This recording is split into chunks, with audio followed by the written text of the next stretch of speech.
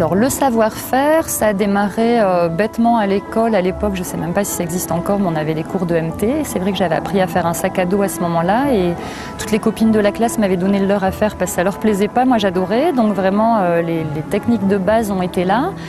Et par la suite, ça a été par le biais d'autres personnes qui font de la couture et essentiellement ma grand-mère qui m'a appris aussi beaucoup de choses en termes de technique, de couture à proprement parler. Malheureusement, j'ai pas eu un cursus qui m'a permis d'apprendre ça à l'école parce que j'ai pas été orientée sur un bac artistique par voilà, une multitude de choses qui ont fait que ça n'a pas été possible à ce moment-là.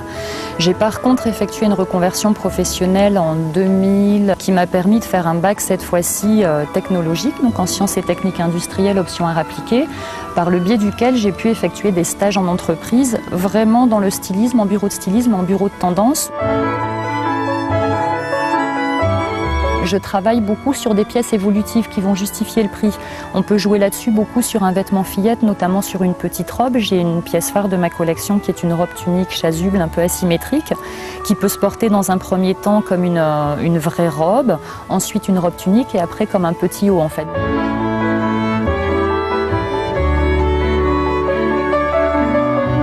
Je suis un peu designeuse au départ, vraiment. C'est cette approche graphique qui me plaît bien, d'associer des matières différentes avec des formes différentes. Je ne suis pas dans le figuratif du tout. C'est vraiment des formes plus géométriques et des assemblages de couleurs, de matières qui font que ça donne un rendu inattendu et original.